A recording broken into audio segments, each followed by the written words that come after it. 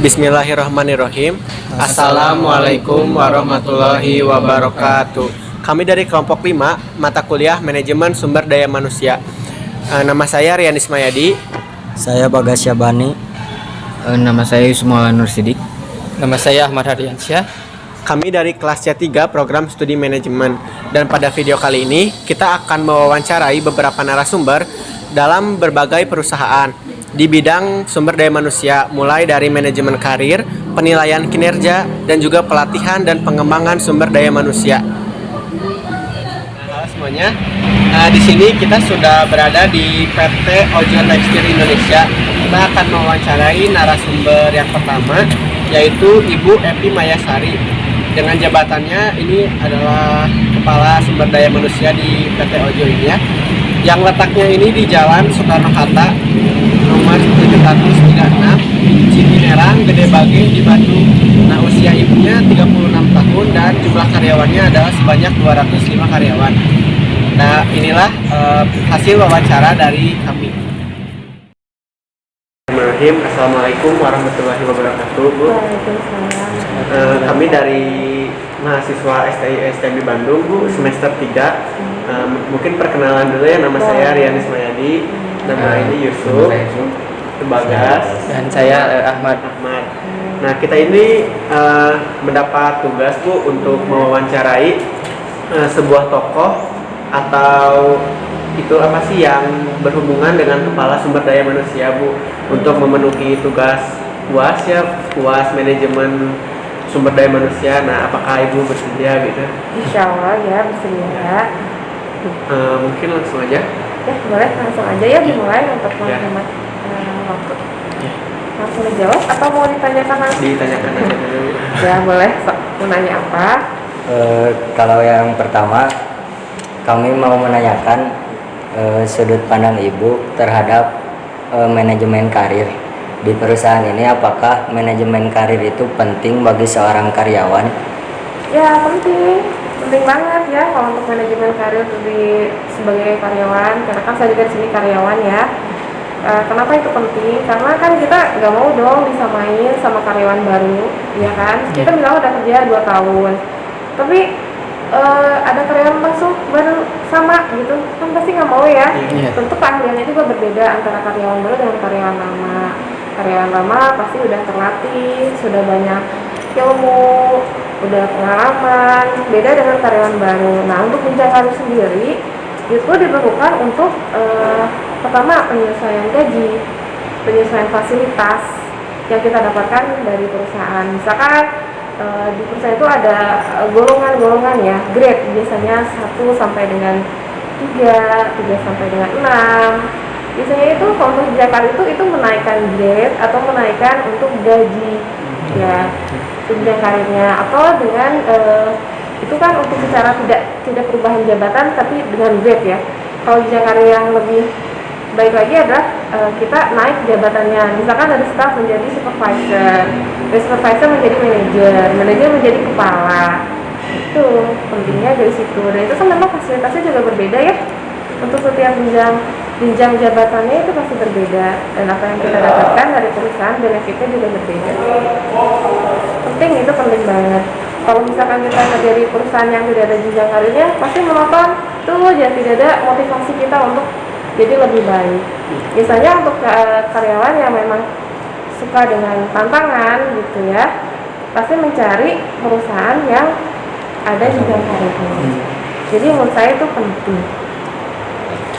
Nah, ini saya juga mau nanya nih, kalau boleh tahu program apa saja sih di perusahaan Ibu itu untuk mendukung manajemen karir ini?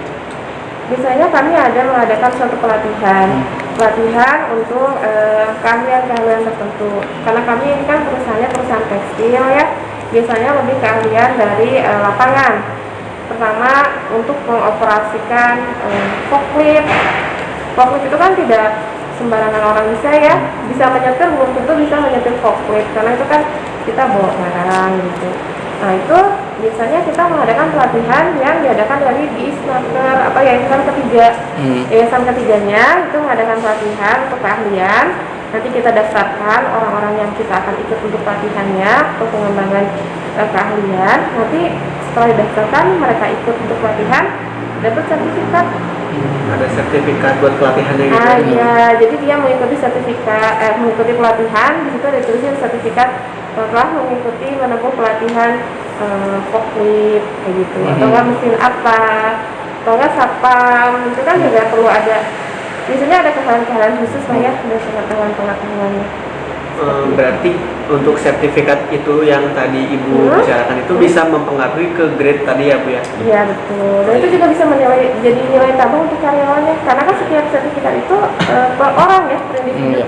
Misalkan nih Riani dapat sertifikat forklift, telah mengikuti forklift, jadi dia kalau misalkan ngelamar kerja ke tempat yang lain itu bisa menjadi nilai tambahnya dia gitu. Oh berarti bisa dibawa ke yang lain, ke perusahaan lain gitu? Ya tentu saja, itu kan misalnya sertifikat itu kan dikasihkan kepada individunya gitu. Aman. Selanjutnya apa hasil yang diperoleh untuk mengatur jalannya manajemen karir ini? Hasil yang diperoleh ya tentunya kita mendapatkan karyawan yang expert ya, karyawan yang ahli, karyawan yang maksudnya bisa membuat tujuan dari perusahaan ini tercapai, ya kan betul. Terus dari itu tidak ada human error. Itu kan kalau misalkan kita mempekerjakan karyawan tidak terlatih atau tidak ada pengembangan pelatihan kayak gitu, tentu karyawannya banyak melakukan kesalahan ya. Rugi juga perusahaannya. Itu. Nah, selanjutnya pertanyaan yang kedua mengenai penilaian kinerja nih. Sebagai kepala SDM nih, seberapa pentingkah sih itu penilaian kerja gitu? Bisa dijelaskan? Iya, penilaian kinerja. Penting. Biasanya kami melakukan penilaian kinerja itu 1 tahun sekali, setiap akhir tahun. Kami mereview setiap karyawan, melakukan penilaian sesuai dengan job desk-nya. Jadi kami membuat suatu poin-poin tertentu dari setiap job desk karyawan itu, dinilai apakah dia mencapai target, dilihat dari absensinya juga, dia masuk atau tidak. Nanti kita nilai, nanti setelah akhir tahun penilaian keluar, dia nilainya berapa. Nah itu mempengaruhi biasanya dari yaitu yang tadi saya bilang, kenaikan grade, kenaikan gaji, atau mendapatkan bonus tahunan gitu. Kalau boleh tahu gitu, apa yang harus dipersiapkan sebelum masuk ke penilaian kinerja? Penilaian kinerja ya berarti kita lihat dulu individu-individunya ya. Jadi pada saat pertama kali dipersiapkan penilaian kinerja kita lihat karyawannya juga, ya kan, maksudnya ya kita bikin poin-poinnya dulu yang harus kita mau nilai apa, jobdesknya apakah ada perubahan atau gimana. Ya sebenarnya sih yang dipersiapkan pertama adalah untuk penilaian kinerja adalah poin-poin yang mau kita nilai, objeknya apa. Sebagai pertimbangannya gitu ya. Dan pertimbangannya, jadi si poin yang kita mau nilai itu apa, dari jobdesknya itu apakah dia tercapai targetnya, misalkan marketing penjualannya tercapainya 1 tahun gitu. Atau kalau misalkan kita sebagai accounting, apakah dia ada melakukan kesalahan atau tidak gitu pada saat pencatatan lapor pajak, apakah ada kesalahan dalam melapor, itu kan juga kita lihat mereview selama 1 tahun. Jadi kita yang pertama kali disiapkan adalah poin-poinnya, poin-poin yang mau kita nilai untuk karyawan. Selanjutnya, metode apa yang digunakan dalam melakukan penilaian kinerja di perusahaan ini, Bu? Biasanya kita pakai MBO, yang manajemen by object. Jadi objeknya itu yang kita nilai. Jadi setiap individu tujuannya apa, poin-poinnya yang nilainya apa, tujuannya tercapai atau tidak. Jadi manajemen by object. Untuk selanjutnya Bu, ketika sudah dilakukan penilaian kinerja kan pasti menghasilkan 2 karyawannya, 2 kategori karyawan. Ada karyawan yang kinerjanya itu baik dan karyawan yang kinerjanya itu kurang baik gitu Bu. Kalau untuk karyawan yang kinerjanya kurang baik, tindakan perusahaan selanjutnya apa yang dilakukan? Kalau yang paling ekstrim ya kita downgrade ya. Dari supervisor ke staff. Dari staff ya biasanya kita tidak perpanjang kontrak. Biasanya seperti itu. Jadi kalau paling ekstrimnya ya kita downgrade. Kalau itu kita Bu, ada apa sih untuk kan misalnya udah jelek gitu, apakah ada dikasih pelatihan khusus lagi nggak Bu, atau langsung Ya kan biasanya kalau misalkan untuk penilaian kinerja nih awal-awalnya kan kita lihat dari absensi ya, Iya. absensinya dia baik nggak. Nah itu kan kita pasti ada SP-nya dulu ya, surat peringatan 1, Oh, iya. surat peringatan 2, surat peringatan 3. Kalau misalkan dari SP-nya tidak apa ya, itu kan penilaian kinerja kan ya, Iya. misalkan dari SP1, SP2, SP3 tidak ada ya berarti biasanya terakhirnya kita tidak perpanjang kontrak. Mm-mm.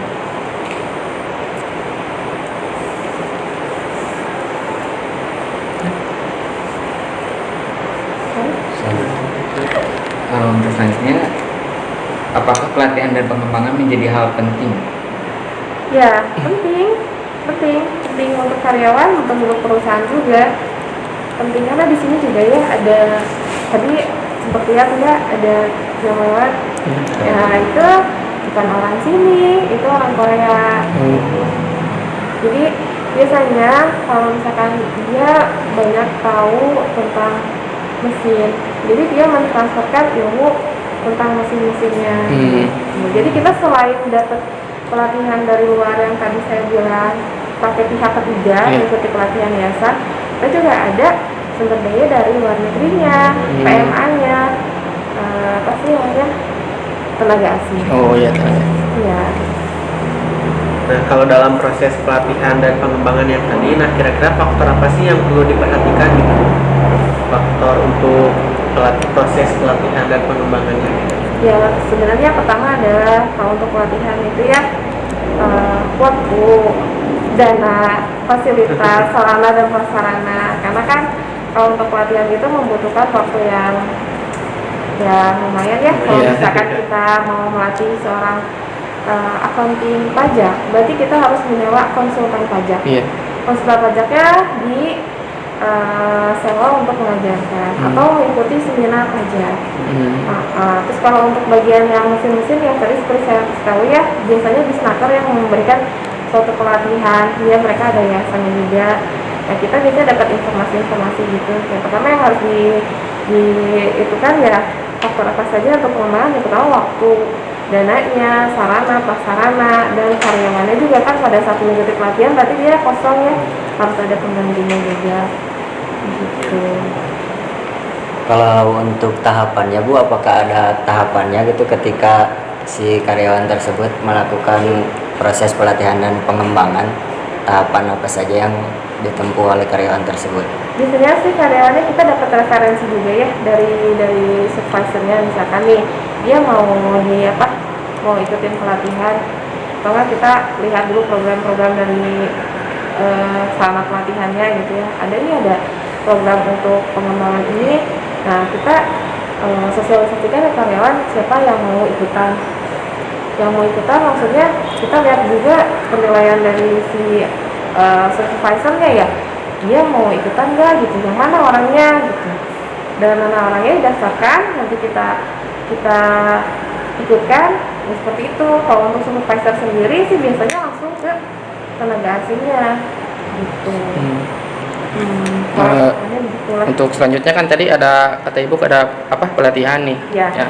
Dari aspek apa saja gitu yang dilihat bila karyawan itu sudah bisa disebut berkembang atau terlatih gitu? Ya pertama ya tidak ada kesalahan ya. Ya maksudnya kesalahannya itu cuma errornya. Iya, tidak ada. Lebih minim gitu ya. Terus tujuan dari si perusahaan itu tercapai. Yang pertama kan kayak misalkan kita ya kalau saya sih di sini ya karena memang yang harus ahlinya itu adalah dari di sini susah ya cari yang bisa mengendarai forklift. Itu kalau misalkan tidak ahli gitu, itu bisa jatuh gitu sih. Ini yang barang-barang yang dibawa itu, padahal di sini kan barang-barang itu kebanyakan yang berat ya, itu nggak bisa dibawa pakai tangan gitu ya, itu harus pakai alat. Terus dari gitu juga pada saat yang kita produksinya kain, itu kan konstruksi kainnya gitu supaya kainnya tidak belang gimana gitu. Ya itu dilihatnya dari situ, aspek yang bisa dilihatnya ya ahli dan tidak ada peraturan, jadi kita bisa jual kain Tidak ada rektor gitu. Iya, gitu minimalisir lah gitu ya kesalahan gitu ya. Minimalisir human error, minimalisir kerugian perusahaan gitu. Iya. Pertanyaan selanjutnya Bu masih berhubungan yang tadi saya tanyakan kan ketika si karyawan tersebut udah melakukan pelatihan dan pengembangan lalu melakukan manajemen karir terus pas udah dinilai kan kalau yang tadi ditanyakan karyawan yang berkinerja buruk kalau sekarang jika karyawan tersebut berkinerja sangat baik kan itu menjadi sebuah aset ya bagi perusahaan sendiri terus tiba-tiba kalau karyawan tersebut pindah gitu ke ke perusahaan kompetitor gitu Gimana? Ya biasanya kan pada saat dia mengundurkan diri kita tanya ya kenapa nih mau mengundurkan diri. Kalau misalkan alasannya jarang sih ada karyawan bilang Pak saya mau pindah ke Paling kita tahu-tahu udah dia udah kerja di sana gitu ya kan. Biasanya kalau misalnya pada saat dia mengundurkan diri kita tanya dulu alasannya apa. Kalau misalkannya dia saya ada tawaran kerja di sana. Kadang-kadang ada juga kan ya yang bilang ada tawaran kerja di sana. Kamu di sana gajinya ditawarin berapa? Misalnya gitu ya. Segini misalkan. Ya udah deh kamu jangan pindah. Saya kenaikin deh gaji kamu segitu. Biasanya sih tawarin gitu. Tapi kalau misalkan orangnya memang tidak maksudnya ya banyak gini-gini ya udah gitu ya sudah lah jangan makan lagi ya tidak apa-apa biasanya ya udah keluar aja dilepaskan itu ya resiko perusahaan juga ya setelah kita melakukan pelatihan setelah melakukan ada sertifikat dan segala macam kita mengeluarkan biaya ternyata dia keluar ya resiko perusahaan sih tapi kan memang yang namanya perusahaan itu kan berkembang ya tapi kan ada lagi karyawan yang lebih baik. Nanti ada pelatihan itu memang suatu program perusahaan sih yang untuk melakukan pelatihan dan pengembangan kepada karyawan ya. Yang mau diapakan lagi kalau misalkan itu ya sudah lah. Tidak apa-apa. Gak bisa itu aja. Iya, nggak bisa diiniin. Nah mungkin ini untuk pertanyaan yang terakhir nih kan tadi itu kita udah membahas ya Bu mengenai manajemen karir, terus penilaian kinerja, terus ada juga pelatihan pengembangan sumber daya manusia. Nah kira-kira apa sih pesan gitu dari Ibu kepada mahasiswa kita gitu ya, khususnya umumnya buat yang lain juga yang nantinya juga akan terjun gitu ke dunia kerja mungkin ke perusahaan-perusahaan gitu. Nah apa sih yang harus dipersiapkan gitu, terus sikap apa gitu yang harus kita kuasai gitu buat kedepannya buat bekalnya gitu. Kalau saya pribadi ya ini kan maksudnya karena saya memang sudah berpengalaman sudah tua yang harus dipersiapkan dari pertama pada saat kita mau terjun atau sekalian sebagai mahasiswa nih. Kita sekarang sebagai mahasiswa ya belajar dengan giat ya. Karena setiap ilmu yang kita dapat di perusahaan kita anggap cuman bukan perusahaan ya di kampus gitu. Ini cuma ngafalin besoknya lupa lagi. Pada saat di dunia kerja itu insya Allah terpakai banget dan iya nih ini apakah saya belajar di kampus saya belajar ini ternyata ada di perusahaan jadi kalau misalkan saya pribadi sih ya belajar yang tekun. Yang kedua ya cobalah untuk memulai pekerjaan apakah kalian mau berdagang apa kalian mau membantu keluarga misalkan apa itu bisa menjadi nilai plus untuk kalian sebagai mahasiswa mulai kecil. Tetap semangat karena pada saat kita di dunia kerja perubahan itu sangat cepat jadi kalau misalnya kita udah dari sekarang sudah mempunyai suatu pengalaman gitu ya insya Allah kepake gitu. Pada saat kalian sudah lulus yang pertama kali yang harus kalian punya adalah mental ya mental dan ikhlas ya. Kalian agamanya apa? Muslim? Semua? Ya kalau saya bilang sih yang harus pertama yang harus kalian itu ya dari ilmu agama dulu ya. Ilmu agamanya diperkuat karena apa? Karena di dunia kerja itu kalau kita nggak punya iman yang kuat ya bisa ke bawah-bawah kadang emosi dan segala godanya gitu banyak. Iya, kalau saya sih lebih ke karena saya sudah sudah pengalaman ternyata ilmu agama itu yang paling utama yang harus kita perkuat lah gitu. Karena kan kita nanti balik lagi juga kemana sih ya kita kerja gak mungkin dong di dunia terus ya kita harus memikirkan ke akhirat. Jadi yang pertama kali kalau saya pesankan sih lebih ke ilmu agama. Dan nanti pada saat kita sudah punya ilmu agama, pada saat kerja tuh enak, Iya. enak banget. Dunia kerja tuh lumayan ya, agak keras gitu. Iya. Ya jangankan lah di dunia ya, kalian juga di dunia kerja sekarang aja mahasiswa seperti apa sih? Iya. Ya, apalagi dunia kerja. Nah, dunia kerja tuh kadang-kadang ya gitu yang tadi saya bilang karir. Ada orang yang culas gimana coba? Iya. Ya, karirnya nggak naik-naik, bener? Iya. Situ-situ terus ya, Bu. Iya, nggak naik-naik karena memang ada orang yang memang saya pengen di sini. Padahal ini 2 kandidat nih ya, adalah yang melakukan kecurangan yang di belakang. Gitu. Jadi ya punya kerjaan Iya, persaingan yang tidak itu. tidak sehat. Iya, tidak sehat. Tidak sehat ya. Waduh. Iya. Oke, mungkin itu aja Bu tadi dari Iya. rangkaian yang tadi Tanya udah jawab di ya. tanya jawabnya, wawancaranya. Mungkin kita mau ngucapin terima kasih Iya. Bu, ya tadi Sama-sama. dari rangkaian tadi pertanyaan dan jawaban dari Ibu, kita juga dapat ilmu yang Iya. baru gitu ya. Termotivasi juga buat lebih semangat ya untuk mempelajari ilmu agama, terus belajar lebih giat lagi ya. Terus nanti kita juga insya Allah ya akan mencoba memulai hal baru yang tadi kata Ibu. Terus siapin mental ya yang utama. Ya, Dan Paling utama. ilmu agama ya Bu ya. Ya, Iya. sama ikhlas lah. Iya, Pokoknya iya. kita harus ikut apa harus ikhlaskan Ya, saja. terima kasih banyak Bu, Iya, atas terima kasih, Bu. waktunya juga ya. Iya, sama-sama. Semoga kita semua sehat terus ya Bu ya. Semoga perusahaannya juga bisa Bisa maju. ya semakin berkembang lagi. Dan tujuan utamanya bisa segera tercapai ya Bu. Iya. Dan mungkin terima kasih Bu. Wassalamualaikum warahmatullahi wabarakatuh. Waalaikumsalam warahmatullahi wabarakatuh.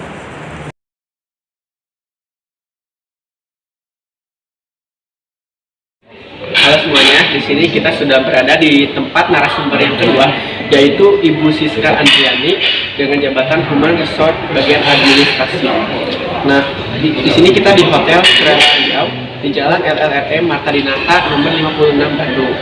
Usia ibunya 32 tahun dengan total jumlah karyawan sebanyak 40. Nah, dan inilah hasil wawancara narasumber yang kedua. Nah baik, bismillahirrahmanirrahim. Assalamualaikum warahmatullahi wabarakatuh Bu. Kita dari mahasiswa STI STMI Bandung, kebetulan semester 3 kita kan ada tugas wawancara nih ya Bu, kepada seorang kepala sumber daya manusia di dalam sebuah perusahaan. Nah, kebetulan kan Ibu ya. Nah sebelumnya mungkin kita perkenalan dulu ya Bu. Nama saya Rian. Nama saya Ahmad. Nama saya Yusuf, saya Bagas. Ya, di sini kita masih semester 3 Ibu. Nah, kita dapat tugas kan untuk mewawancarai Ibu. Nah, apakah Ibu siap? Boleh? Oke, kita langsung mulai aja ya. Untuk pertanyaan pertama Bu mengenai manajemen karir. Menurut sudut pandang Ibu, apakah manajemen karir itu penting bagi seorang karyawan? Pasti penting ya, karena untuk pengembangan kualitas kerja, terus untuk menentukan posisi atau jabatan di perusahaan, dan untuk kenaikan jabatan juga. Kalau boleh tahu apa saja sih program perusahaan Ibu itu buat mendukung manajemen karir ini? Biasanya kita ada training, ada workshop, terus ada beauty class juga. Lalu kalau misalkan ada anak training yang sudah selesai masa kerjanya, itu kita kasih sertifikat. Lalu apa hasil yang diperoleh atas mengatur jalannya manajemen karir ini Bu? Untuk peningkatan kualitas kerja karyawan, jadi untuk servis kepada tamu juga, customer. Nah, sebagai kepala SDM nih, sepenting apakah sih penilaian kinerja itu? Penting karena untuk karyawan lebih baik kinerjanya, dan untuk feedback ke perusahaannya juga agar lebih baik, lebih bagus perusahaannya. Nah, kira-kira apa sih yang harus dipersiapkan gitu sebelum melakukan penilaian kinerja? Penilaian kinerja itu biasanya dari absensi sama review kinerja karyawan tersebut. Lalu metode apa yang digunakan dalam melakukan penilaian kinerja di perusahaan ini? Untuk penilaian kerja di sini itu ada namanya appraisal, nanti ada interview sama pengisian form oleh karyawan dan lead perusahaan, pimpinan perusahaan. Selanjutnya Bu, ketika si karyawan tersebut sudah mendapatkan penilaian kinerja, terus si karyawan tersebut mendapatkan kinerja yang buruk gitu, penilaian kinerja yang buruk, apa yang dilakukan oleh Ibu? Biasanya kinerja yang buruk itu kan udah direview oleh lead atau pimpinan dari perusahaannya. Terus biasanya diperingati dulu secara lisan atau ditegur. Yang ketiga baru kita ada mengeluarkan surat peringatan SP 1, 2, 3 itu baru dikeluarkan dari hotel.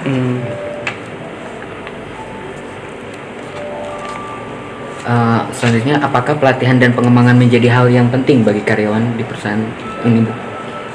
Penting untuk meminimalisir kesalahan kerja karena di perusahaan atau di hotel ini kan harus zero mistake, jadi nggak boleh ada kesalahan. Nah, kemudian dalam proses pelatihan dan pengembangan, faktor apa aja sih yang harus diperhatikan gitu? Faktor-faktor dalam proses pelatihannya. Pelatihannya itu kita dari waktu, terus untuk fasilitas juga, dan untuk dana biasanya. Pendanaan biayanya, Pendanaan Ibu, ya? biayanya disiapkan. Selanjutnya nih, aspek apa saja sih yang dilihat itu bila karyawan sudah bisa disebut berkembang atau terlatih?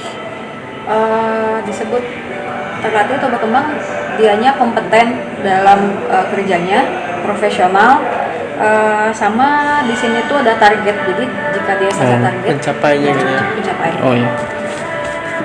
Untuk selanjutnya Bu, jika karyawan tersebut sudah bisa dikatakan berkembang dan terlatih, lalu tiba-tiba ia pindah ke perusahaan kompetitor lainnya gitu, apa yang dilakukan oleh Ibu selaku kepala SDM? Sebenarnya kita nggak ada masalah sih, karena kan itu juga untuk pengembangan karir karyawan tersebut juga. Jika karyawan tersebut mendapatkan tawaran kerja di perusahaan yang lebih baik, jadi kita sih nggak ada masalah. Asal sesuai dengan ketentuan aja. Oke, kan tadi udah dibahas ya Bu mengenai manajemen karir, penilaian kinerja, juga pelatihan dan pengembangan sumber daya manusia. Nah, kira-kira nih Bu, pesan apa gitu yang bisa Ibu kasih kepada kita, khususnya mahasiswa gitu kita, atau umumnya buat mahasiswa di luaran yang nantinya akan terjun gitu ke dunia kerja. Nah, apa sih yang harus dipersiapkan atau apa sikap yang harus dikuasai gitu oleh seorang mahasiswa yang nantinya bakal terjun ke dunia kerja gitu? Yang pasti dua sih, fisik sama mental. Fisik itu kita harus sehat ya, karena kita kan nggak tahu perusahaan tersebut kerjanya gimana dari segi jam waktunya. kerjanya ya. Jam kerja. Harus bisa menyesuaikan fisik kitanya sama mental, karena kita harus belajar banyak ilmunya segala macam. Jadi mentalnya juga harus Kuat, kan ya. kita juga dengan staff-staff lain ya bekerjanya, jadi harus siapin mental. Jadi kayak teamwork juga ya, Ya. gitu, Ya. soft skillnya harus Ya, diperkuat ya Bu. betul. Oke, mungkin tadi itu aja ya yang bisa kita ambil. Paling buat mahasiswa kedepannya paling harus dua aspeknya, dari sikap maupun mental ya. Ya. Dan kita juga harus mempertebal soft skill kita ya, jadi biar kuat, daya saingnya tinggi juga gitu. Iya. Nah, baik, terima kasih mungkin ya Bu ya atas waktunya. Semoga Ibu sehat terus ya. Amin. Oke, baik, terima kasih. Wassalamualaikum warahmatullahi wabarakatuh. Waalaikumsalam.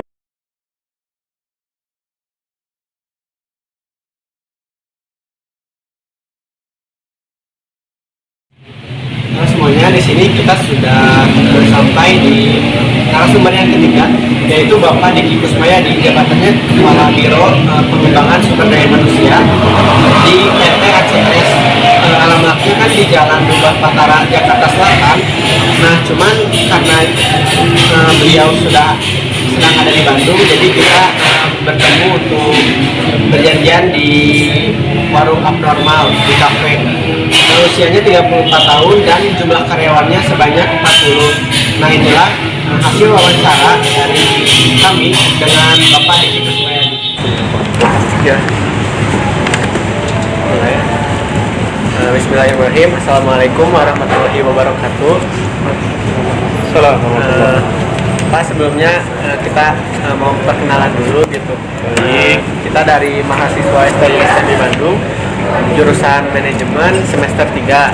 Nah, kita kan dapat tugas wawancara mengenai tokoh atau pelaku dalam sebuah perusahaan. Posisinya itu tentang sumber daya manusia ya Pak. Nah, sebelumnya kita mau perkenalan dulu ya. Nama saya Rian. Nama saya Yusuf. Saya Bagas. Nama saya Ahmad. Nah, kita akan mewawancarai Bapak beberapa pertanyaan gitu. Bapak siap? Siap. Salam bismillah ya. Oke, kita mulai Pak ya. Enggak. Sambil santai aja ya. Ya, siap Pak. Untuk pertanyaan pertama mengenai manajemen karir, Pak. Ya. Bagaimana menurut sudut pandang Bapak mengenai manajemen karir? Apakah manajemen karir itu penting bagi karyawan? Ya, baik. Baik, terima kasih sebelumnya teman-teman mahasiswa dari STI STMB ya. Kang Bagas, Kang Ahmad, Kang Yusuf, sama Kang Rian. Dalam kesempatan hari ini sebelumnya saya izin perkenalkan dulu. Nama saya Diki Kusmayadi. Kebetulan posisi di perusahaan saya sebagai kepala biro ya, kepala biro pengembangan, perencanaan dan pengembangan strategi SDM. Jadi itu tugas saya memang betul seperti dari tadi pertama ditanyakan mengenai salah satunya adalah dari career path dan sebagainya termasuk ke pelatihan dan sebagainya. Baik, itu mungkin perkenalan dari saya tadi mengenai tentang manajemen karir ya. Nah, jadi sebelumnya adapun konsep yang digunakan memang sih belum lama di perusahaan saya menggunakan konsep ini sekitar baru jalan 2 tahun. 2 tahun itu apa yang kita gunakan, pendekatan yang kita gunakan sebelum masuk ke tadi pertanyaan mengenai manajemen karir itu sendiri. Jadi dari kami itu menggunakan metode yang disebut dengan kompetensi based people management (CBPM). Kalau enggak biasanya dikenal dengan istilah kompetensi based human resources management. Nah, maksudnya apa CBHRM itu atau CBPM itu? Nah, maksudnya adalah di mana itu merupakan suatu pola pendekatan di dalam membangun suatu manajemen sumber daya manusia itu sendiri. Pendekatannya melalui apa? Melalui kompetensi masing-masing individu yang terlibat di perusahaan itu sendiri. Nah, tujuannya agar apa sih? Hal ini dimaksudkan juga agar perusahaan itu dapat meningkatkan kualitas dari SDM itu sendiri, termasuk dimulai dari career path tadi. Jadi dari sini ketika memang sudah kompetensinya jelas, ukurannya jelas, kita bisa melakukan karir yang jelas. Path analisis seperti apa? Apakah yang bersangkutan layak untuk dipromosikan? Apakah yang bersangkutan hanya bisa dirotasikan? Artinya dalam level yang sama cuman pindah tukar ke yang lain. Nah, tukeran. Atau misalkan dia harus dimutasikan, atau misalkan sampai terpaitnya itu dia harus didemosikan karena dia tidak layak dalam kompetensi tersebut. Nah, di mana hal tersebut mempunyai alat ukurnya masing-masing. Ya, di mana di sini pun kita tidak bisa serta-merta menyamakan semua elemen dalam satu metode. Jadi biasanya kalau kami sendiri dalam level low management, basisnya itu kita kompetensi teknis 80% teknis, 20% soft skill ya.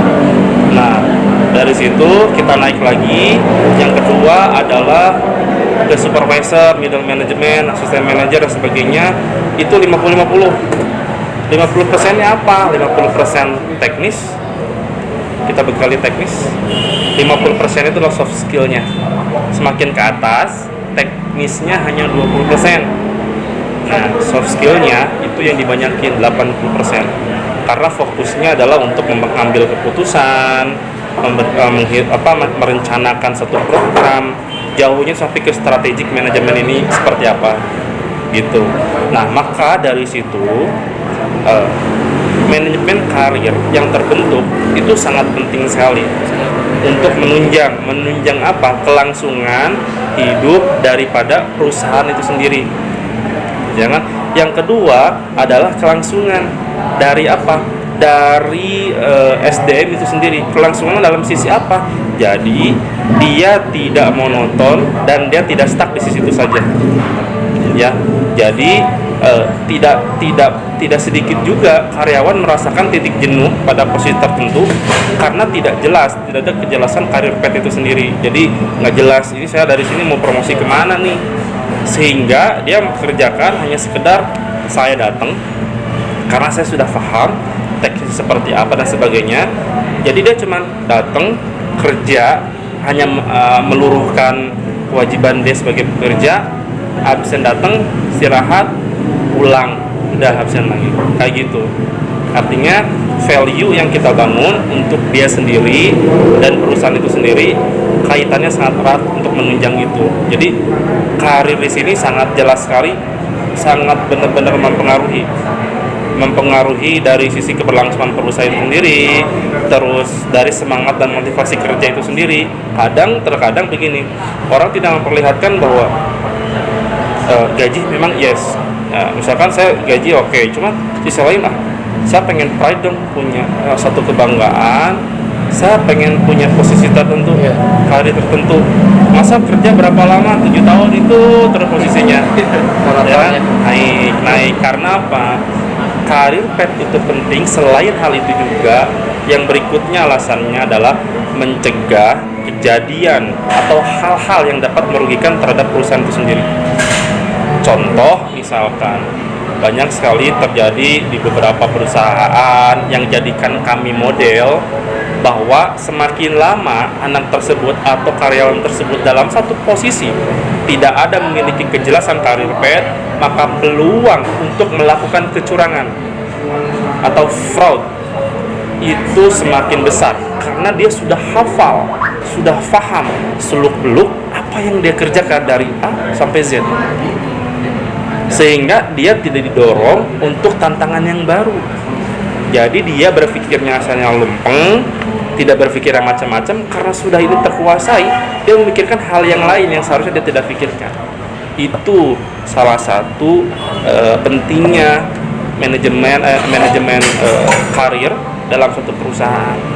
Kita mencegah itu sih intinya dalam sisi perusahaan, biar tidak terjadi hal-hal yang merugikan, baik secara resiko yang muncul dari finansial, resiko operasional itu sendiri, reputasi itu sendiri, bahkan resiko hukum itu sendiri. Gitu.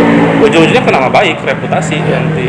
Dan itu reputasi itu merupakan intangible asset yang dimiliki perusahaan. Kebetulan perusahaan yang saya geluti saat ini itu perusahaan jasa yang dimana lebih cenderung pekerjaan itu basisnya adalah padat karya. Jadi semuanya memang mayoritas kita membutuhkan SDM yang mumpuni. Semakin lama SDM itu mendapat satu posisi, semakin resiko itu terbuka besar. Gitu. Mungkin itu pertanyaan pertama, ya. Nah ini selanjutnya nih, tadi kan tentang manajemen karir nih, jadi sangat penting itu ya. Nah kalau boleh tahu nih, apa aja sih program perusahaan gitu yang Bapak tekuni sekarang gitu untuk mendukung manajemen karir gitu? Jadi lebih cenderung ke langkah apa yang diambil ya, sama ya tantangannya ya. Bentar. Baik. Jadi langkah-langkah yang kita ambil dari sisi pengembangan karir itu sendiri yang diambil di perusahaan adalah mimpi kita tuh nggak muluk-muluk gitu. Yang jelas, yang pertama itu setiap karyawan itu mendapatkan hak yang sama. Apa? Satu, mendapat hak yang sama mengenai promosi dan pengembangan potensi secara kompetensi diri masing-masing mereka. Itu yang pertama. Khususnya di perusahaan yang kita geluti, yang saya geluti saat ini. Yang kedua, perusahaan memberikan umpan balik. Umpan balik berupa apa? Terhadap kemajuan karir karyawan tersebut. Artinya apa? Dari sisi kalau dibaratkan itu simbiosis mutualisme ya. Iya, terus saling menguntungkan gitu. Kita bayarin lebih dia, karir naik, posisi naik, ya kan? Dia secara individu mendapatkan benefit lebih, gaji dia naik, terus dari sisi kebanggaan dia semakin naik karena pangkat dia sudah berbeda, ada promosi dan sebagainya, tanggung jawab pun berbeda, artinya ada take and give, ya kan? karyawan tersebut akan memberikan suatu hal yang luar biasa bagi perusahaan. Perusahaan akan memberikan kewajibannya. Apa? Berupa misalkan contoh treatment berupa bonus setelah dia mencapai target dan sebagainya. Karena dari situ akan terlihat jelas tadi, makanya seperti yang saya sampaikan di awal, dari manajemen karir ini sendiri pun kita nggak serta-merta ini promosi, enggak. Semuanya kita kemas dalam bentuk KPI. KPI itu jadi Key Performance Indicatornya. Setiap orang harus melakukan apa saja tahun ini. Targetnya tercapai atau tidak, berapa persen yang tercapai, berapa persen tidak tercapai. Kira-kira yang bersangkutan layak maju atau tidak. Layak maju atau tidak dipromosikan. Karena di setiap akhir tahun biasanya kita mengajukan ke Dewan Direksi terkait karir itu sendiri. Jadi misalkan ini anak naik karirnya, kita kasih reward apa nih? Satu, reward berapa finansial, kita kasih bonus misalkan karena hasil kinerja dia yang luar biasa. Yang kedua, kenaikan karirnya, kenaikan pangkatnya, karena di saya pangkat dan jabatan itu berbeda. Jadi bisa jadi pangkatnya sama tapi yang satu punya jabatan, yang satu enggak. Gitu. Kalau karir lebih cenderung kan ke pangkatan strukturalnya, ya kan? Nah dari situ mungkin reward lainnya apa? Ya udah bagus kerjanya, udah naik pangkatnya, kita ajukan karyawan tetap. Misalkan seperti itu. Jadi setiap tahun kita melakukan assessment seperti itu. Dari situ kita lihat nilai, silahkan atasan langsungnya siapa, atasan tidak langsungnya siapa. Dari situ nanti dipertanggungjawabkan kenapa layak, kenapa tidak layak. Kita melakukan assessment kembali dari divisi Human Resources ini, gitu, HR ini, gitu. Jadi langkah-langkahnya itu yang kedua. Kemudian yang ketiganya itu adalah kita itu perusahaan dalam sisi penerapan pengembangan karir terbuka sifatnya. Terbukanya dalam hal apa? Artinya kalau misalkan kita membuka salah satu karir tertentu, ini ada peluang untuk menjadi supervisor misalkan. Kita terbuka, syarat apa saja sih yang harus dipenuhi? Harus bagaimana sih yang memenuhi kualifikasi itu? Kualifikasinya apa saja? Nah kayak gitu.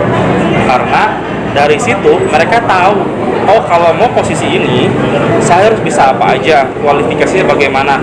Sebelum dia apply untuk mengajukan assessment, dia udah nyadar diri dulu, saya layak enggak,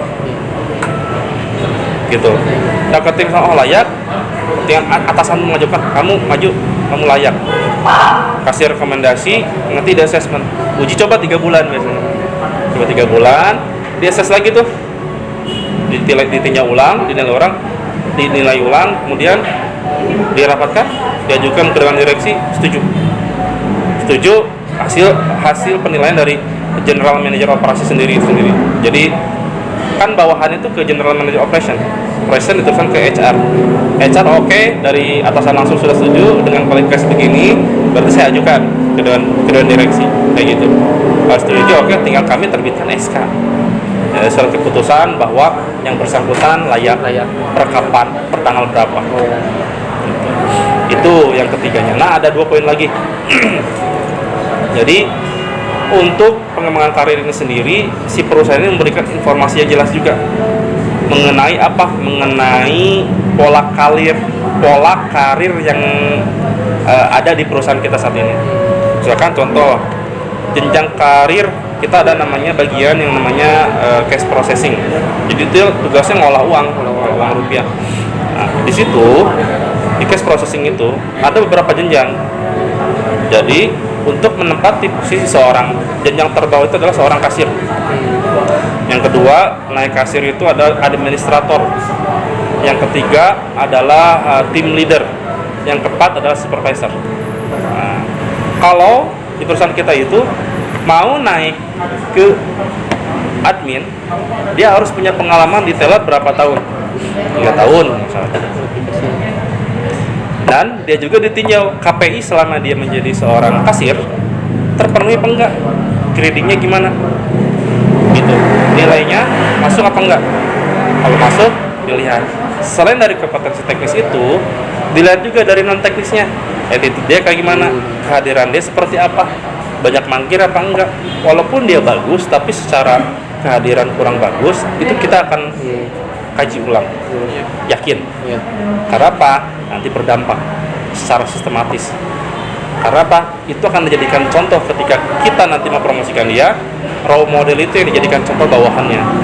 Atasan saya seperti itu, masa saya nggak bisa seperti itu. Nah, jadi yang di bawah itu benar-benar dia adalah pelaku. Pelaku artinya atasan saja begini, misalkan. Yang baik dia tiru yang baik. Tapi kalau kita sudah nyati contoh yang nggak baik, itu akan nular semuanya. Bahaya seperti itu. Makanya benar-benar pola dari karir yang ada kita di perusahaan ini harus benar-benar kita jaga ketat. Karena kita nggak sembarang memberikan satu posisi dengan pertimbangan teknis dan non teknis. Karena apa? Sifatnya adalah kita tadi bisa dikatakan ini posisi yang sentral dan perusahaan posisinya sentral. Karena memang hubungannya langsung dengan klien dan sebagainya, langsung mengelola asetnya klien, itu yang menjadikan kita harus hati-hati menentukan satu posisi atau satu orang. Nah, kemudian selain itu juga dalam penerapan karir atau pengembangan karir itu sendiri, tadi kan kita udah ngasih informasi, ya kan? Terus karir seperti apa? Terus kita kasih kesempatan, kasih informasi dan sebagainya. Yang terakhir, kita kasih kepada mereka, kita bantu mereka agar mereka mampu menganalisis diri sendiri. Maksudnya apa? Jadi kita itu yang menentukan karir sebetulnya hakikinya mereka sendiri. Jadi kita sekarang ada satu aplikasi untuk level terbawah. Itu yang teknisnya bagus, itu ketahuan secara sistem. Jadi ketika saya misalkan menunjukkan satu posisi, itu nggak usah nanya orang, saya tarik data pribadi saya, performance saya kayak gimana, ketahuan. Dari situ ketahuan, wah ternyata saya kurang bagus di sininya, ketahuan. Dan itu basisnya data, bukan katanya. Benar-benar sistem itu menggambarkan pekerjaan yang dia lakukan sehari-hari, hitungannya dalam satuan detik. Tadi misalkan orang ini misalkan ngangkat tas, kita hitung targetnya satu tas itu terangkat berapa detik, dihitung tuh nanti, itu sudah by system dihitung. Jadi nggak bisa akal-akalan lagi. Nah dari situ barulah dasarnya kita menentukan anak ini layak, anak ini tidak layak, memenuhi atau tidak gitu. Nah sebelumnya dilakukan ini, sebelum dilakukan yang saat ini kita lakukan, awalnya kita nggak seperti itu. Jadi supervisor hitung tuh di kertas, banyak banget kertas-kertas yang terkadang itu menjadikan tidak objektif, ya kan? Tidak objektif karena kan sudah lelah. Mending bawa satu bawahannya banyak puluhan ratusan gimana, ya kan? Gak usah tulis satu tim leader aja bisa membawahi sekitar 10-15 orang, belum supervisor, ya kan? Udah membawahi leader, membawahi admin, ya kan? Nah kayak gitu. Nah jadi akhirnya kita buat dalam bentuk sistem yang itu sudah tidak bisa diotak-atik dan itu mutlak. Yang menentukan dia bagus apa enggaknya adalah dia sendiri. Di situ kita berikan tools untuk yuk analisis sendiri, Anda layak atau tidak, termasuk nanti untuk perpanjangan kontrak seperti itu. Jadi nanti HR itu tinggal tarik data, straight, ya, tarik data dari sisi data ke HRD-nya, kehadiran, terus pelanggaran-pelanggaran yang dilakukan. Dari sisi data teknis di operasi, dia teknisnya bagaimana? Nah, attitude-nya seperti apa itu? Nah, attitude itu langsung dari supervisor atau misalkan atasan langsungnya seorang keluar itu adalah leader, tim leader yang menentukan, atasan tidak langsung supervisor. Nah, gap yang itu hanya bisa didongkrak sama mereka 10% dari 100% bobotnya. Artinya apa? Walaupun itu bisa didongkrak 10%, itu mentok sama 10 dari 100 nilainya. Ya, sisanya gedenya di mana? Di kompetensi teknis itu untuk level-level terendah. Jadi kalau misalkan dibantu 10% full, itu tetap nggak bisa karena yang tergede bobotnya ada di kompetensi teknis. Pengurangnya juga lumayan dari sisi kehadiran dan sebagainya. Nah itu jadi pengurang juga. Makanya walaupun digedein di situ, jadi nah kenapa kita buat seperti itu agar apa? kita nggak mau hal-hal terjadi seperti misalkan penilaian ini hanya berdasarkan kedekatan. Saya dekat dengan Kang Ahmad, karena Kang Ahmad dekat dengan saya ataskan Kang Ahmad, misalkan tenang, aman, saya gedein nilainya. Kontrak panjang 1 tahun, misalkan seperti itu. Nah saat ini nggak bisa seperti itu. Sebelumnya kita seperti itu, cuman setelah dirubah itu sudah tidak berlaku lagi, tidak kelihatan. Dan itu langsung ke dewan direksi, anak ini bagus apa enggaknya, karena bisa ditarik datanya secara online, tarik gitu modelnya. Jadi untuk konsep seperti itu yang menjadi memang concern kita sampai saat ini. Kita memang masih terus berbenah, dalam artian untuk menjadi yang lebih baik. Kita selalu berbenah agar apa terus, karena sifatnya yang namanya di SDM terus berkembang, apalagi manusia berkembang terus, teknologi berkembang, kita tidak bisa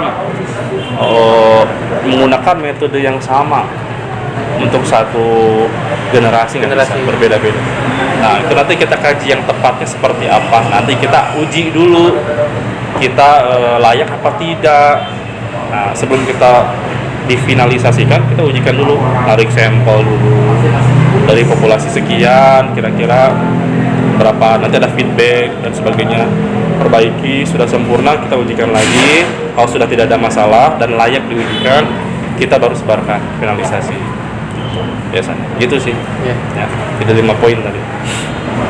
Selanjutnya Pak, apa hasil yang diperoleh Bapak selaku orang yang mengatur jalannya manajemen karir ini Pak? Ya. Yang pertama yang diperoleh manfaat daripada perusahaan itu sendiri, yang diperoleh dari sisi perusahaannya. Yang pertama, merasakan efektivitas yang luar biasa. Karena apa? Kita tahu posisi orang, kita menempatkan orang yang tepat. Nah, sehingga dari posisi tersebut yang memang benar-benar masuk itu adalah orang-orang yang layak menempati posisi itu. Nah, selain itu juga imbas itu banyak.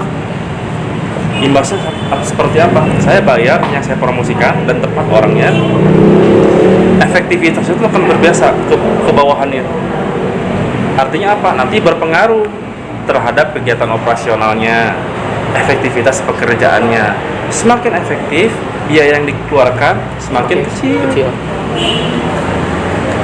Artinya apa? Dari sisi perusahaan bisa kita kurangin kos tuh. Semakin efektif, karena kan kita sudah ada KPI-nya. Sekian harus berapa, ini berapa. Itu semakin tertata rapi. Yang kita supervisi juga, yang melakukan supervisinya bagus, karena sudah by sistem, tidak hanya mengandalkan orang. Itu sudah mulai tertata. Nanti ternyata before afternya kelihatan. Sebelum dan sesudah dilakukan itu. Nah, sebelum kita melakukan itu gapnya jauh banget. Sekarang sudah kita melakukan, yang kita 2 tahun ini luar biasa gitu. Dan uniknya adalah ini manfaatnya buat si karyawan juga. Alhamdulillah dalam kondisi pandemi, kita tahu hampir jalan 3 tahun kan ya, di perusahaan yang saya bekerja saat ini, alhamdulillah tidak ada sama sekali yang namanya pemutusan hubungan kerja massal. Gaji tetap jalan, tidak ada pemotongan, terus uang insentif tahunan tetap ada, walaupun nggak besar nilainya tapi terbagi gitu buat semua elemen sampai ke office boy. Terus THR jalan, tidak ada penundaan THR sebagai sesuai dengan waktunya. Karena apa? Sebetulnya itu adalah salah satu imbasnya dari bawah yang tadi seperti itu. Karena itu hasil pekerjaan mereka juga efektif. Efektif artinya apa? Nurunin biaya, optimalisasi pendapatan. Untung makin gede.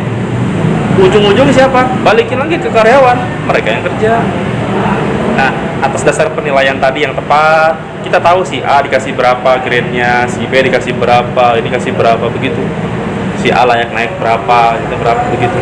Nanti ujungnya ke situ. Nah, itu yang dirasakan. Jadi luar biasa selama 3 tahun ini, benar-benar merasakan yang wah kita tuh benar-benar secara dikatakan efisiensi ya, tapi kita nggak sporadis gitu ya, dalam artian tapi kita tetap bisa bertahan. Teman-teman di lapangan pun tidak banyak mengeluh dan sebagainya karena jalan, bersyukur orang lain sudah nggak bekerja, saat ini masih bekerja tanpa ada potongan gaji, THR jalan, sebenarnya alhamdulillah kayak gitu. Nah itu yang dirasakan bagi perusahaan. Jadi perusahaan aman, tetap jalan bisnisnya, si pihak karyawan pun aman, nyaman, saya tidak terganggu kontrak saya, gaji tiap bulan jalan, kayak gitu modelnya ya. Itu yang signifikan manfaat yang diperoleh oleh perusahaan dan individu itu sendiri ya. Itu kan yang Yusuf. Mungkin kan tadi kan tentang manajemen karir nih ya, tadi membahas manajemen. Nah selanjutnya ini ada apa tentang penilaian kinerja Ya. Sebagai kepala SDM nih, sepenting apakah sih penilaian kinerja itu gitu? Ya, baik. Tadi seperti yang telah saya singgung bahwa penilaian kinerja ini adalah sangat penting kita lakukan. Karena semakin baik penilaian kinerja yang kita lakukan, semakin mudah dari kita, dari sisi SDM-nya mengatur mana yang layak dijadikan suksesor ke depannya, penerus, mana yang bisa dijadikan sebagai orang pemikir, analisis, sebagainya. Kita tahu karir path-nya nanti. Jadi setiap orang itu beda-beda. Ini dia karirnya nanti ke sini arahnya ke sini. Karena dari hasil penilaian tersebut, dia kelebihannya di sini, kekurangannya di sini. Si B kelebihannya di sini, kekurangannya di sini. Analoginya kira-kira seperti ini misalnya.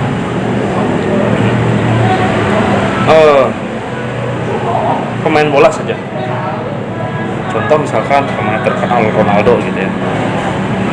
Ronaldo kita tahu skillnya seperti apa. Betul? Ya. Dia winger, second striker, ya enggak? Nah, kemampuan dia menonjol di sisi itu. Betul? Ya. Kemampuan yang menonjol di sisi itu. Kalau dia suruh kiper back, ada kemampuan, tapi tidak optimal. Betul?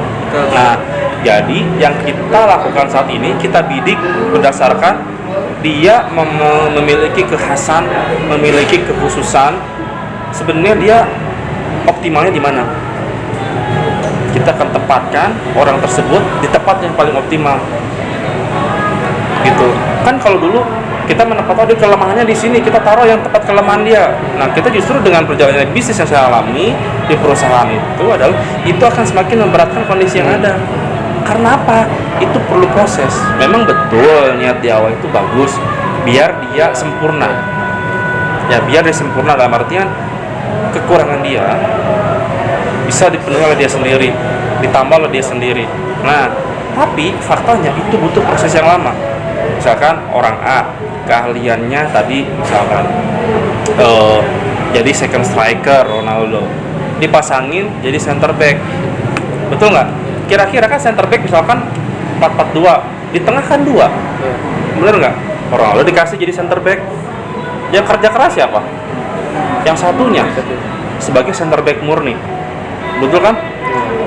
Center back ini selain dia menjalankan tugas dia sebagai center back, dia harus ngasih tahu Ronaldo kalau ada bola kayak gini ya. Di satu yang bersamaan dia harus mengerjakan yang sama, satu yang sama harus mendampingi dia juga. Sedangkan secara pertandingan ini terus bergulir. Kira-kira optimal nggak? Tidak. Kurang optimal. Nah itu prosesnya.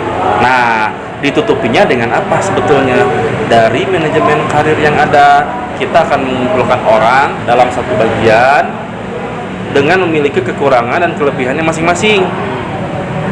Kita misalkan bertim berlima nih, di mana kelebihan ini menutupi kekurangan masing-masing. Nah, kalau kita biasa bekerja dengan tim, jadi kekurangan yang dimiliki oleh saya bisa ditutupi sama Kang Ahmad. Saling menutupi. Betul. Artinya apa? Dari situ kita akan saling belajar ternyata begitu. Tanpa mengesampingkan apa tugas dan tanggung jawab saya yang utama. Sambil jalan belajar, ya enggak? Sambil tugas utama. Kita sambil belajar, ya Pak. Betul? Iya. Kayak gitu konsepnya secara ini. Jadi, Nah, ya gimana? kalau kan tadi tentang penilaian kinerja ya. Nah, apa sih yang harus disiapkan gitu sebelum melakukan penilaiannya itu, Pak? Ya, baik. Jadi untuk penilaian kinerja itu sendiri, yang pertama yang harus kita siapkan, yang saya alami baru sekitar 2 tahun ini adalah yang paling pertama adalah kita harus betul-betul mensosialisasikan penilaian kerjanya kayak gimana sih yang mau diterapkan sehingga seluruh elemen tahu dan ngerti. Oh, nanti penilaian seperti ini. Karena tidak mudah ya dengan masa transisi. Yang terberat itu adalah masa transisi yang biasanya nyantai dalam artian tidak ada penilaian secara ketat. Sekarang sudah mulai teratur penilaiannya, sudah by sistem yang barunya tadinya manual menjadi sistem. Itu transisinya luar biasa. Artinya apa? Kita pertama sebelum kita benar-benar jalanin dulu, kita harus observasi, sosialisasi terus, dicoba setelah itu. Tuh. Nah, dari coba ukur datanya, dari situ kemudian kita improve apa yang harus kita benahi sebelum kita finalkan nanti ke wilayah, ke cabang-cabang. Setelah improve, nah kita ujikan lagi ke lapangan. Dari situ kontrol kembali. Oh, ini sudah sesuai. Jika memang kontrol itu sudah memenuhi semua target kita, ya dari situ barulah kita akan tetapkan menjadi satu ketentuan, bisa berupa surat keputusan bahwa aturan yang berjalan apa, mulai periode kapan, langsung level apa dan sebagainya. Kita bukukan, nanti kita bentuk kayak surat keputusan, bisa berupa internal memo dari direksi dan sebagainya, kayak gitu. Itu yang pertama. Ya, kemudian yang keduanya adalah setelah itu bergulir, berjalan, ya, kita harus merubah tadi. Jadi sosialisasi itu bukan ke level terendah saja. Semua elemen yang terlibat dalam perusahaan itu semuanya harus berubah. Gitu. Dari level terendah sampai ke direksi, komisaris berubah, cara pandang berubah. Ya, metode juga berubah, tata caranya berubah, seperti itu. Nah, dari situ bahwa yang kedua harus sering melakukan status perjalanan, kontrol evaluasi itu yang paling terpenting. Gitu. Kontrol evaluasi itu dilakukan sama human sendiri. Ya, toolsnya apa? Tadi, artinya apa? Kontrol evaluasi tetap sama orang, tapi bahan bakunya udah disiapin sama aplikasi, sistem. Saya menilai A, karyawan A, tinggal tarik datanya. Oh, secara data begini. Dari situ dilihat, oh bener nih observasinya begini, kayak gitu. Kira seperti itulah jawabnya. Lalu Pak, setelah persiapan yang dilakukan, metode apa yang dilakukan dalam melakukan penilaian kerja? Baik. Jadi metode yang kita lakukan untuk penilaian kerja, jadi ada beberapa level nih di kita itu. Ada beberapa level, tergantung dari tadi dia segmentasinya apa, posisinya di mana. Nah, biasanya kita menggunakan 2 metode sih sebetulnya. Yang pertama tadi metode menggunakan semua sih, sebetulnya semua elemen itu kita menggunakan yang namanya KPI, metodenya pakai KPI, Key Performance Indicator-nya. Apa jelas, jadi tujuannya jelas. Anda saya tugaskan sebagai A, tujuannya jelas, targetnya kudu tercapai non wae. Apa saja yang harus tercapai dalam periode tahun ini. Tapi sifatnya berbeda. Anda teknis, naik ke atas, teknis dan manajerial, naik ke atas manajerial banyak, teknis sedikit. Nah, dari sisi itu baru naik lagi semakin ke atas, semakin ke levelnya manajemen, manajer senior dan sebagainya, ke GM itu boleh berubah. KPI iya, tapi bentuknya apa? Balance scorecard. Nanti ada 4 komponen di situ. 1, masalah target finansial. Semua bagian finansial dari sisi divisi keuangan apa, divisi operasional apa, divisi marketing apa, divisi SDM apa. Gitu. Tentukan. Situ apalagi dari sisi marketing. Setiap orang tuh jadi marketing di tempat kita. Silakan. Gitu. Saya punya channel gini, nggak apa. Kira-kira ada peluang nggak kalau misalkan kita nggak mau ada jadi KPI di situ, jangan diisi. Gitu. Yang ketiga adalah sisi dari operasinya sendiri. Saya operasional di keuangan, saya operasional di HR. target operasi saya apa aja, saya harus selesaikan apa aja gitu. Semakin ke atas sifatnya semakin strategis, jangka panjang. Kalau di bawah tuh sifatnya taktis, jangka pendek, pencapaian saat ini gitu.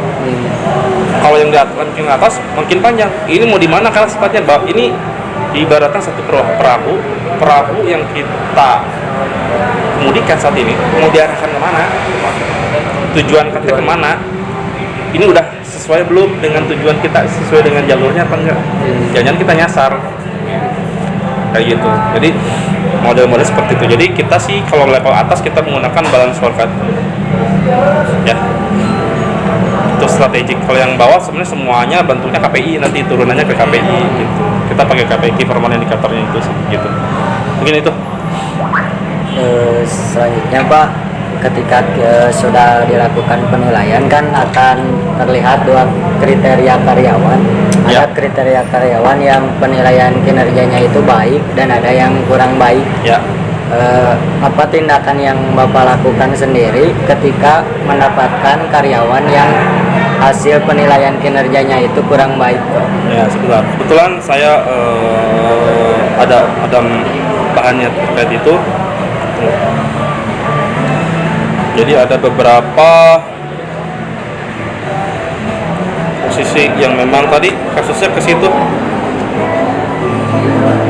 Sebentar ya.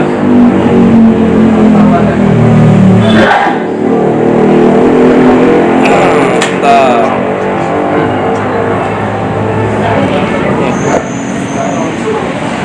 Jadi dari penilaian kinerja itu sendiri, lihat, ini yang kami buat.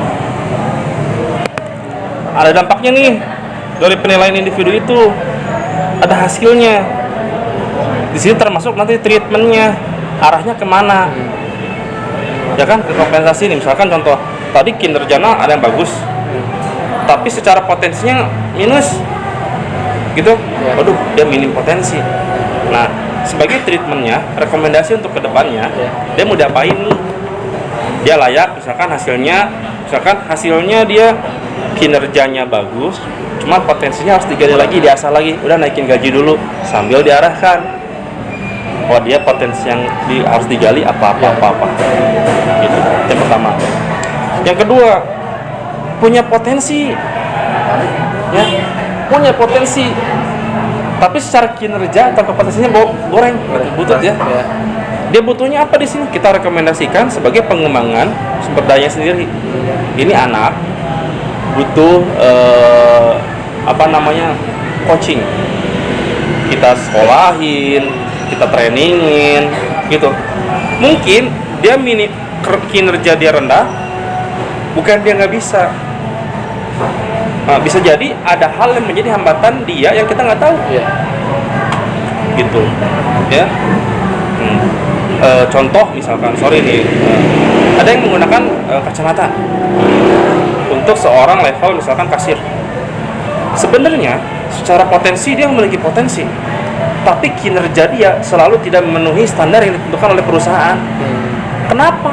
Masalahnya ada di kacamata dia, bukan dia tidak memiliki kompetensi. Yang seharusnya orang yang normal itu dia cepet gitu ya, dan dia bisa membedakan dengan pandangan dia saja, dia bisa membedakan mana uang yang meragukan, mana yang uang tidak meragukan, yang asli apa yang nggak asli, itu ketahuan. Karena dia menggunakan kacamata, dia lemah. Verifikasi satu persatu. Sebenarnya dia tidak memiliki potensi. Nah, dari situ kita kaji, dia perlu pengembangan SDM. Artinya bisa jadi di posisi itu dia tidak cocok. Kira-kira opsi pengembangan SDM-nya kemana dia nih? Arahnya udah, dia komputer bagus, secara konsep matang, potensinya bagus, kita arahkan menjadi seorang administrator atau pendataan, administrasi. Itu lebih optimal kerjanya, berarti cocok posisinya kayak gitu. Nah, yang ketiga, misalkan kinerjanya bagus, potensinya bagus, ini nih calon pimpinan, calon yang dipromosikan. Kita arahnya adalah promosi. Gitu. Karena apa? Di sini kan pemicu juga. Udah makin kinerjanya bagus, ya kan? Potensinya punya. Terus ada tempat kita, Anda mau belajar apa saja misalkan, dia punya potensi bagus, kinerjanya bagus. Sekarang kan belajar ini ya, itu difasilitasi saat pembelajaran. Tidak dibatasi kamu harus ini terus, enggak. Terpatok ini. Setelah udah beres satu, udah paham, udah khatam lah kalau Al-Quran itu, udah khatam. Sekarang kamu belajar ini. Sekarang belajar ini. Karena apa? Itu nanti dipersiapkan jangka panjang untuk suksesor ke depannya, penerus. Kayak gitu. Itu sebagai contohnya. Jadi ada 3 kejadian dari kinerja sama potensi itu beda sendiri. Ya. Itu, Kang. Silakan. Selanjutnya Pak, mengenai di sini kan ada pelatihan dan pengembangan. Ya. Apakah hal tersebut menjadi hal terpenting bagi karyawan di perusahaan? Oke. Pelatihan dan pengembangan itu sendiri itu sangat memang erat kaitannya ya. Kalau di kita sendiri dari sisi pendidikan dan pelatihan itu adalah salah satu poin yang terpenting dalam pengembangan kompetensi karyawan itu sendiri. Karena apa? Untuk pekerjaan yang ada dalam perusahaan saya itu membutuhkan skill khusus. Di mana kalau anak baru yang masuk mau D3, S1 maupun SMA sekalipun masuk nggak langsung bisa. Harus ada training dulu. Dan karena kita diatur oleh regulator, itu orang yang menempati satu posisi misalkan kasir, itu wajib ada sertifikasinya. Nggak serta-merta sama megang uang proses. Ada kelayakan. Dia setidaknya mampu membedakan tadi analisis uang meragukan, palsu apa enggak. Itu ada sekolah, ada trainingnya. Nah, dari situ makanya sangat penting sekali gitu. Karena apa? Tujuan perusahaan ada di situ. Karena kalau itu sampai tidak terpenuhi, tadi imbasnya akan luar biasa. Bisa terjadi akibatnya dari sisi material maupun imaterial. Materialnya apa? Polosan. Karena apa? Setiap orang meragukan yang lolos dan lari ke Bank Indonesia, kita dendanya 1 lembar itu 10 kali. Lolos nih ditemuin sama regulator 50.000 misalkan, kali 10 500.000 denda. Tuh, makanya itu satu hal yang luar biasa, ya kan? Dan itu menjadi satu kerugian material kan? Yang kedua adalah imaterialnya apa? Kira-kira pengguna jasa kita yang menggunakan jasa kita percaya nggak sama kita? Karena kan sistem trust, ya kepercayaan. Kalau nggak percaya ngapain gitu? Banyak meragukannya, banyak selisihnya. Kira-kira orang mau nggak? Enggak kan? Kayak gitu contohnya. Ya. Nah, selanjutnya kan dalam proses pelatihan dan pengembangan yang tadi, faktor apa sih yang harus diperhatikan gitu? Faktor-faktor yang harus diperhatikannya apa aja? Satu, dalam proses pelatihan dan pengembangan itu sendiri, kita harus bisa tadi memilah dari hasil penilaian itu anak ini diarahkannya kemana. Dari proses pelatihan itu, kita nggak serta-merta memberikan pelatihan itu ke semua orang sama. Jadi sesuai dengan speknya, kebutuhannya. Si A butuhnya pelatihan A, B, C. Kita kasih A, B, C. Langsung ke situ. A, B, C. Nah, si orang A, yang orang B, kebutuhannya adalah B, C, D. B, C, D. Gitu, nggak perlu A, gitu. Sesuai dengan speknya. Gitu. Artinya apa? Dari masing-masing elemen itu memiliki tadi kita tentukan mana yang perlu, mana yang tidak, mana yang semuanya wajib dapat, mana yang kekhususannya, gitu. Itu yang memang menjadi salah satu poinnya pentingnya, gitu. Jadi itu yang terpisah sama kita. Nah, dari situ kita baru jelas tahu bahwa ini arahnya mau kemana. Karena pelatihan dia untuk menunjang satu keilmuan dia, kedua menunjang keberlangsungan perusahaan itu sendiri. Kita mau naikin seorang menjadi manajer, masa nggak diajarin cara jadi manajer kumaha, ya kan? Karena jangan sampai memang sebelumnya ada kejadian kayak gini, misalkan tidak sedikit beberapa perusahaan gitu yang menyempatkan masih masa transisi dan sebagainya. Ya tadi manajer ini secara kepangkatan ya SDM manajer. Sebelumnya dia adalah sebagai supervisor. Ya, secara pangkat ya dia sebagai manajer, tapi pola pikirnya kalau tidak didukung dengan pengembangan, pelatihan, pangkatnya manajer, cara dia berpikir seorang supervisor kan nggak sesuai, udah ada gap di situ. Harusnya manajer cara berpikirnya lebih luas, cara pandangnya lebih bijak memutuskan masalah, pertimbangannya tepat, jelas, lugas, cepat dan tepat yang dibutuhkan, kayak gitu. Jadi kita nggak bisa Itu pentingnya di situ, karena ujungnya tadi ketujuan perusahaan nggak tercapai gitu ujung-ujungnya, dan itu jangka panjang luar biasa. Itu paling biasa ya. Nah, ini selanjutnya Pak, aspek apa saja itu yang dilihat bila karyawan itu sudah bisa disebut berkembang atau terlatih gitu? Ya. Aspek apa saja? Jadi kita lihat dari aspek satu, kita tuh kita bagi di beberapa aspek ya untuk latih. Kita bagi-bagi sesuai dengan kondisi levelnya itu masing-masing. Kalau yang level low manajemen, kita lihat cenderung aspeknya apa? Aspek teknis. Kita tentukan aspek teknis setelah dia latih, sebelum dia latih. Ada 2 tuh. Contoh misalkan tadi kasir lah gitu ya. Sebelum dilatih, performan dia kayak gimana? Kinerja dia kayak gimana? Produktivitas dia kayak gimana? Ya kan? Contoh misalkan, sebelumnya dia mampu produksi satu pack misalkan, satu pack barang dalam kurun waktu 1 menit 60 detik, ya kan? Setelah di training, dilatih, dia sesuai dengan standarnya, ya kan? Dia satu pack itu udah 30 detik, jadi 1 menit adalah 2 pack biasa. Sesuai, itu before and afternya pengembangan. Nah, naik lagi ke atas itu beda lagi target. Tadi makan teknis, karena beda lagi pencapaiannya lebih cenderung lebih global ke atas itu, ya kan? Kira-kira dari efektivitas di bawah itu saya harus menghabiskan biaya berapa banyak, saya harus menghasilkan pendapatan berapa banyak, keuntungannya berapa persen yang harus saya hasilkan, biaya yang diperkenankan misalkan berapa persen, 70%, saya nggak boleh lebih dari 70%, bener nggak? Dari situ. Jadi makin ke atas, makin global. Sifatnya tadi ke strategik ujung-ujungnya. Gitu. Jadi itu yang memang yang menjadi penentuan kita dari masing-masing level itu sendiri. Gitu sih. Ya. Lalu selanjutnya Pak, ketika si karyawan tersebut sudah terlatih dan berkembang, kan itu menjadi sebuah aset bagi perusahaan itu sendiri Pak.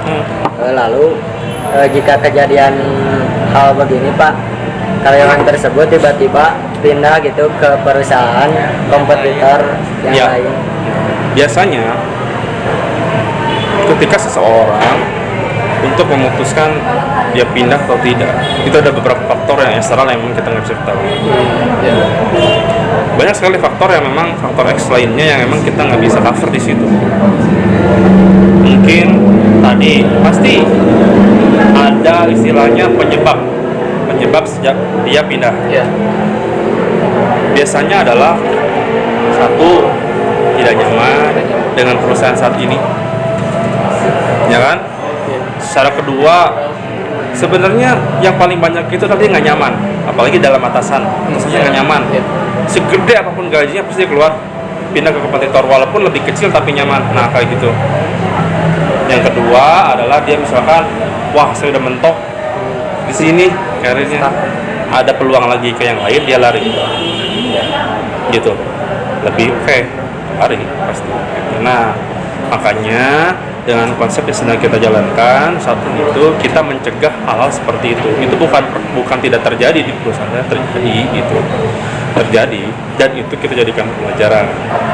Salah satunya adalah tadi untuk level terendah saja, di level bawah itu, kenapa kita pelajarin tuh, kita pakai datanya, berapa banyak sih orang yang memiliki kinerja bagus, potensinya bagus, harusnya promosi dia malah keluar.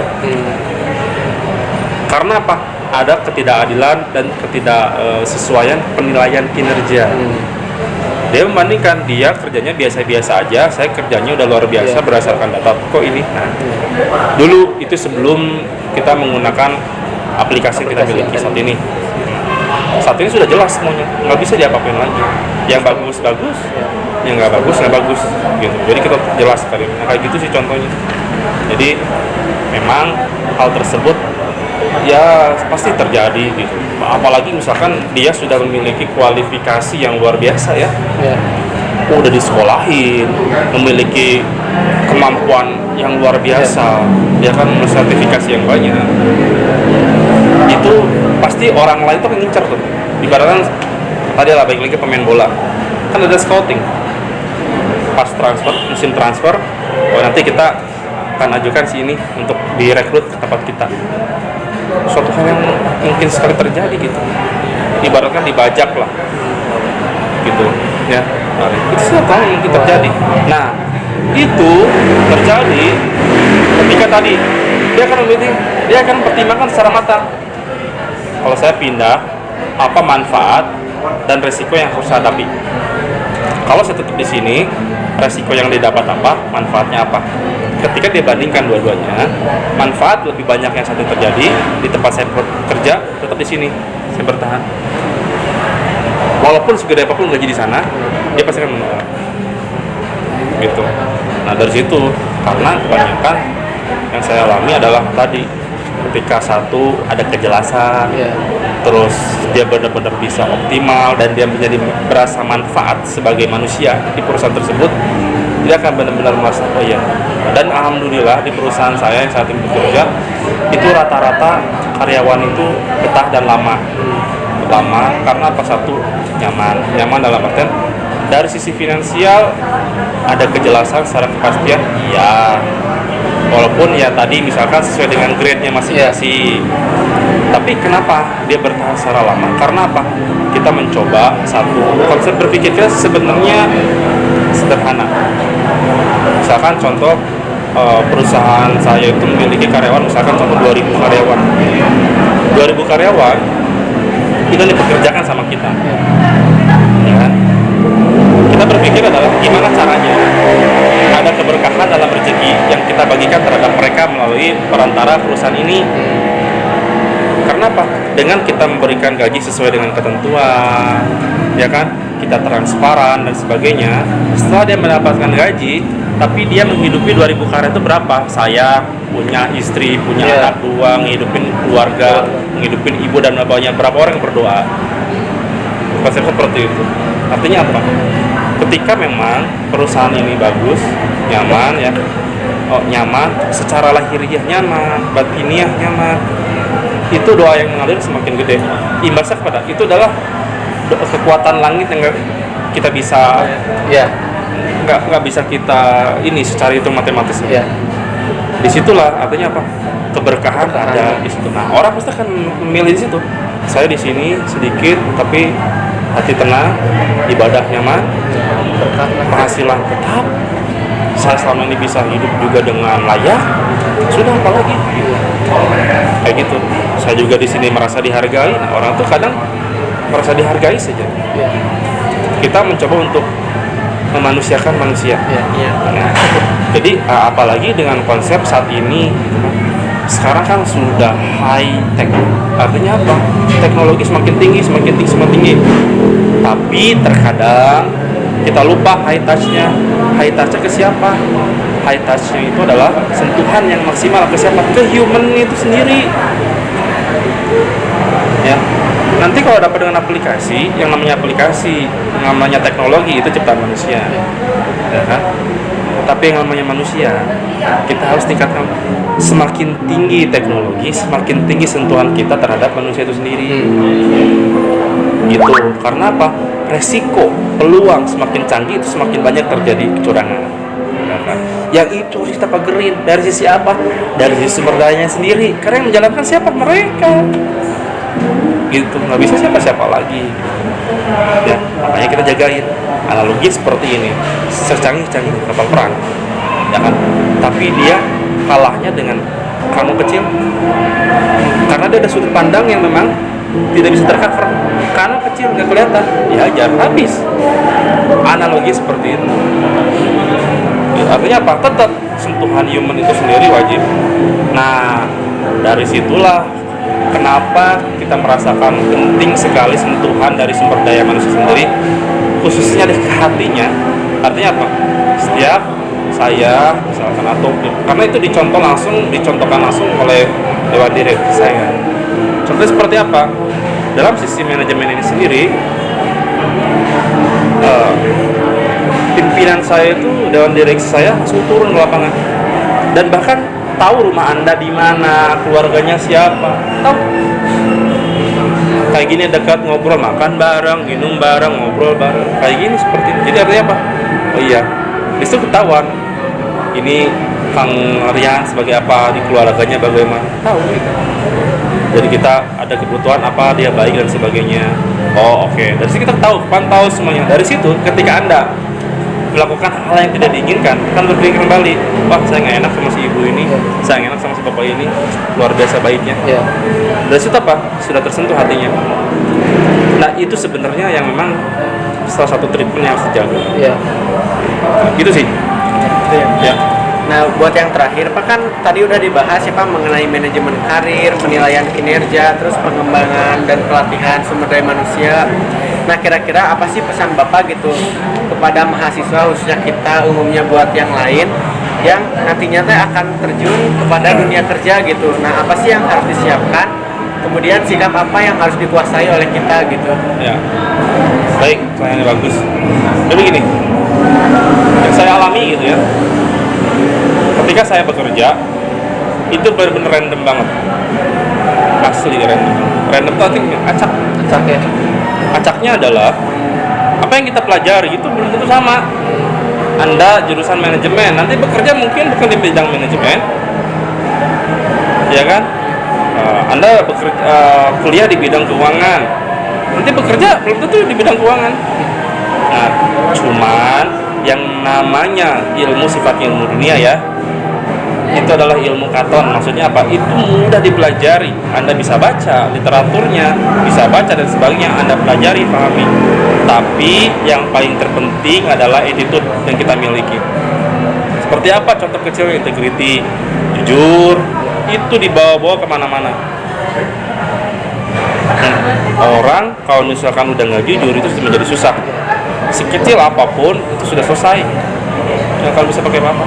Yang sisanya, yang tadi misalkan dia kurang apa gampang bisa kita trainingin. Gitu.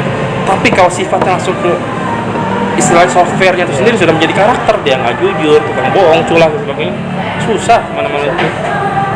Attitude dan sebagainya itu benar-benar penting sekali gitu. Itu mempersiapkan mental, disiapkan karena apa? Di sini adalah dunia kerja itu nggak seperti saat ini Anda kuliah. Benar-benar di sana itu persaingan ketat. Anda harus benar-benar siap dengan kondisi apapun. Karena apa? Tekanan semakin besar. Tekanan di perusahaan, tekanan lingkungan ketiga. Mungkin saat ini Anda bisa masih gabung sama teman-teman. Setelah kerja itu benar-benar fokus dan Anda menyempatkan untuk reuni saja atau bertemu itu sangat sulit. Artinya apa? Di situ Anda harus bisa mengatur waktunya, ya kan? Nah, dari sisi tadi yang terpenting adalah yang Anda harus siapin adalah satu attitude yang harus disiapkan secara positif. Integritas harus siapkan, kejujuran tanamkan sejak saat ini. Karena nanti terbawa semuanya. Dan kebanyakan, kondisi anak saat ini dengan generasi saat ini, kalau kita kencengin, ketatin, kabur dia, kabur. Nah, kita juga nggak bisa setelah memaksakan seperti itu. Artinya apa? Harus ada gaya yang kita berubah. Nggak bisa kayak dulu zaman saya gitu. Nggak bisa zaman dulu orang-orang tua kita. Bener-bener didikannya sensori keras dan sebagainya, nggak bisa dengan anak sekarang. Gitu. Artinya apa? Ada cara kita rubah, gimana caranya dia bertahan, tapi sesuai dengan targetnya dia. Ya, apa? Tapi yang paling utama adalah tadi di zaman apapun tadi benar-benar sisi soft skill yang harus Anda miliki, pribadian yang dimiliki harus benar-benar bagus lah. Yang paling saya rasakan jujur lah, intinya jujur yang paling sulit itu. Jujur, ya. Itu integrity, masuk di dalam itu kejujuran. Kayak gitu, nanti sisanya mah bisa menyesuaikan.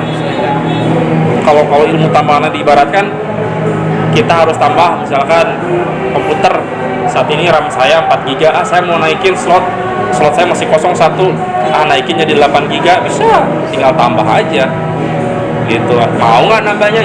Nanti pertanyaannya kayak gitu. Tapi kalau kayak kebawaannya sifat karakter itu sulit gitu. Karena apa? Kita nggak bisa merubah mereka. Yang merubah mereka adalah mereka sendiri. Gitu. Kita hanya sebagai trigger itu pemicu saja, pemantik saja. Yang mau nyalain apa dia gitu. Yang mau nyalain apa enggaknya dia sendiri. Gitu sih. Ya, itu yang terpenting sih generasi sekarang. jangan gampang menyerah mulai PSMR ya. Alhamdulillah Pak udah selesai. Alhamdulillah. Proses wawancaranya semuanya udah terjawab dengan sangat baik lah, luar luar biasa biasa. sekali. Dan kita mengucapkan terima kasih banyak ya kepada Sama-sama. Bapak Diki. Semoga Bapak sehat selalu. Gitu. Amin. Terima kasih banyak. Mungkin itu saja ya. Terima kasih. Wassalamualaikum. Waalaikumsalam warahmatullahi wabarakatuh. Terima kasih ya.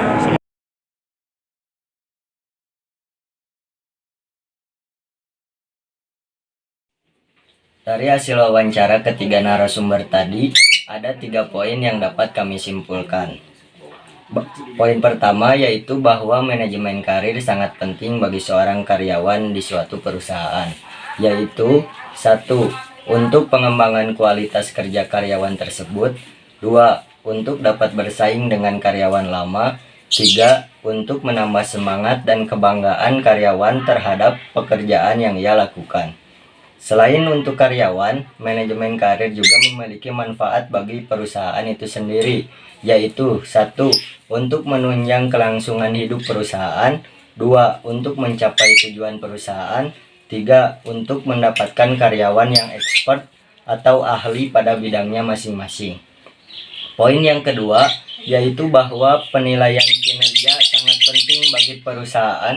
Karena semakin baik penilaian kinerja, maka semakin baik juga manajemen karirnya. Selain itu, penilaian kinerja juga berfungsi untuk mengoptimalkan penempatan karyawan terhadap pekerjaannya. Poin yang ketiga, yaitu bahwa pelatihan dan pengembangan adalah hal yang sangat penting bagi karyawan di perusahaan. Manfaat dari pelatihan dan pengembangan yaitu 1. Untuk meminimalisir kesalahan kerja atau human error. 2.